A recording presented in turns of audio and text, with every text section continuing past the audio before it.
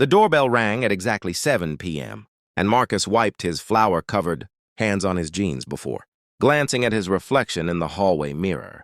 His dark hair was slightly disheveled, and there was a suspicious stain on his shoulder, probably applesauce from his daughter's afternoon snack. Not exactly the polished look he'd hoped to present for his first date in 3 years. But this was his reality now. Single dad. Party of 3. Take it or leave it. His heart hammered as he reached for the doorknob. Online dating at 36 felt like learning to swim in the deep end, especially when you came with 2 small humans attached. Most women had politely declined once they learned about his kids. Others had agreed to meet, then never followed through. But Sarah seemed different during their phone conversations. Warm, funny, understanding. When he had to cut their calls, short because of bedtime meltdowns or homework emergencies. Marcus opened the door and his breath caught. Sarah stood on his porch in a simple blue dress, her auburn hair catching the golden light of early evening. But something was different from her profile pictures. She held a white cane in her right hand, its red tip resting lightly on his welcome mat. "Marcus?" she asked, turning her face slightly toward the sound of the door opening. Yes, that's me," he stammered, immediately cursing himself for sounding like an awkward teenager. "You look beautiful. Thank you."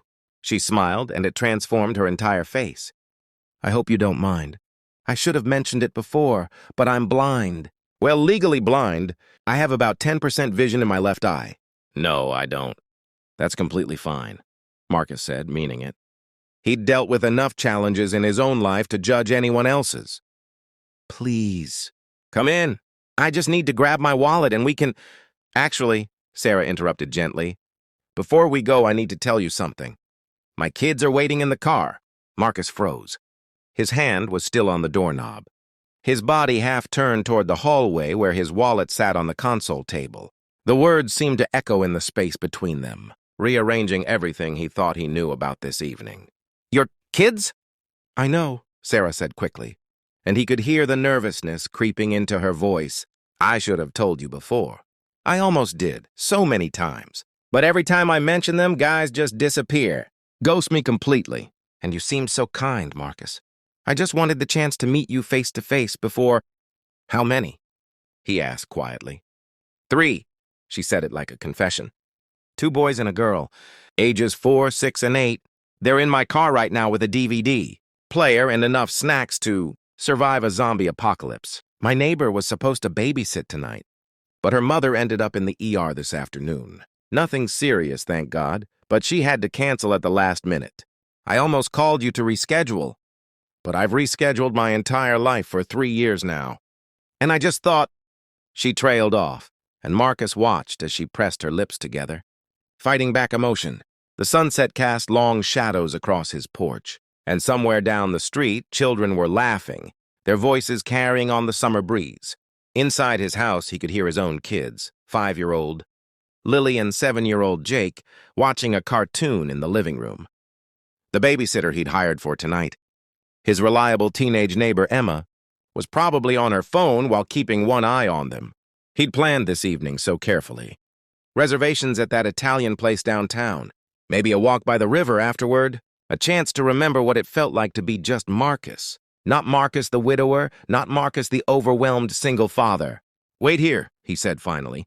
He saw her face fall, saw her fingers tighten around her cane. She nodded, accepting what she clearly thought was rejection, and Marcus felt something crack open in his chest.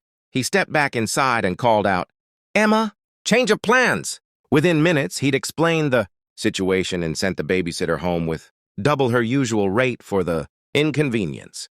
Then he turned to his kids. "Hey guys, we're going to have some visitors. Remember how Daddy said he was going on a grown-up dinner tonight? Well, the lady I was going to meet has kids too, and we're all going to hang out together instead. Can you help me be a good host?" Jake looked up from the TV, suspicious. "Is this going to be weird?" "Probably," Marcus admitted. "But let's make it the good kind of weird, okay?" When he returned to the porch, Sarah was still standing there, her shoulders slightly slumped. "Look, Marcus, I understand if this is too much." "Bring them in," he said. "What?" "Your kids." "Bring them inside. We can order pizza and the kids can play in the backyard. It's fenced in, totally safe. I've got a swing set out there that doesn't get nearly enough use. He paused, then added, unless you'd prefer to just reschedule? I mean that genuinely. No hard feelings either way. Sarah's hand came up to cover her mouth. Are you serious? I canceled the babysitter and everything. She laughed then, a surprised, slightly watery sound.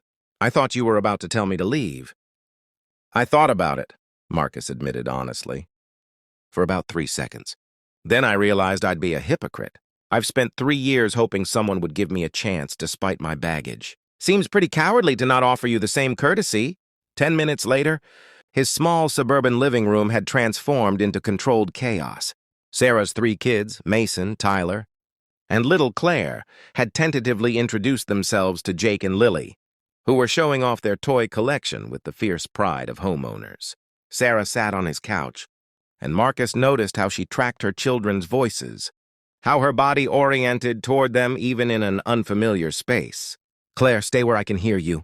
Baby, she called out when her daughter's voice drifted toward the kitchen. I'm just getting water, the little girl called back. Marcus emerged from the kitchen carrying glasses. I put a pitcher on the coffee table. Everyone okay with pepperoni pizza? I've got one vegetarian option coming too, just in case. Mr. Marcus? It was Mason, Sarah's 8-year-old, who'd been quietly observing everything. Why do you have a picture of a soldier on your wall?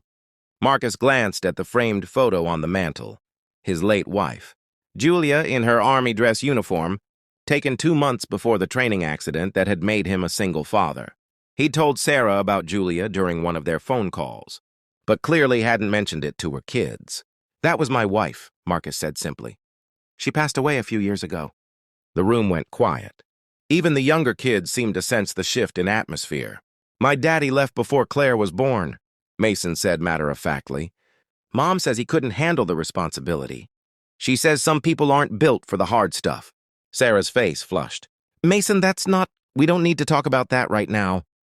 It's okay, Marcus said, sitting down on the arm of the couch. You know what I think? I think sometimes life gives us challenges we didn't ask for. And yeah, some people run away from them. But the ones who stay, who push through even when it's hard, those are the real heroes. He looked at Sarah when he said it, saw the way her sightless eyes seemed to glisten in the lamplight. The evening unfolded with surprising ease after that. The pizza arrived, and Marcus found himself cutting slices while Sarah helped the younger kids pour drinks, moving confidently through his kitchen, after he'd given her a quick verbal layout. The children, after their initial shyness, had merged into a single unit of chaotic energy, racing between the living room and backyard like they'd known each other for years. Your daughter just stole my son's shoe, Sarah observed, tilting her head toward the sound of shrieking laughter outside. Your son just told mine that girls can't be superheroes, Marcus countered. So I'd say she's justified. They both laughed, and Marcus realized this felt more natural than any of the coffee dates or dinner conversations he'd forced himself through over the past year. There was no pretense here, no carefully curated version of himself, just reality in all its messy, complicated glory. Later, after pizza and impromptu, backyard soccer and a surprisingly intense game of charades, the kids had crashed in the living room, sprawled across cushions and carpet in a tangle of small limbs. Marcus and Sarah sat on the porch steps, the summer night warm around them. I can't believe you did this, Sarah said softly. Invited us all in like it was nothing. It wasn't nothing, Marcus admitted. But it was right. Besides, I think our kids might be planning a merger. Jake hasn't stopped talking about Mason's ideas for a superhero fort. Sarah smiled, then grew serious. Can I ask you something?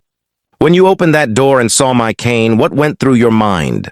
Marcus considered the question, wanting to be honest.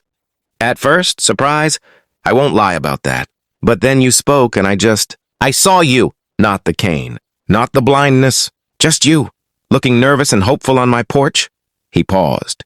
What went through your mind when I said to bring the kids in? That maybe miracles still happen, she whispered. That maybe all those people who disappeared weren't rejecting me. They were just making room for someone who wouldn't. They sat in comfortable silence for a moment, listening to the crickets and the distant sound of one of the kids, snoring softly inside. This probably wasn't the romantic first date you had planned, Sarah said. No, Marcus agreed. It was better. because it was real. This is my life.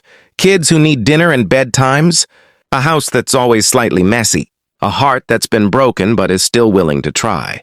If we're going to do this, whatever this is, you should see all of it from the start. The same goes for me, Sarah said. 3 kids, long hours at my accessibility consulting job, a cane that sometimes knocks things over, and 0 time for anything that isn't genuine. Marcus reached over and gently took her hand. She didn't pull away. So what do you say? He asked. Second date? Fair warning. It'll probably involve more children and chaos. Sarah laughed, the sound bright in the darkness. I wouldn't have it any other way. Inside, one of the kids called out for water, and they both stood up automatically, parents before anything else. As they moved toward the door together, Marcus realized that sometimes the best love stories don't start with candlelight and champagne.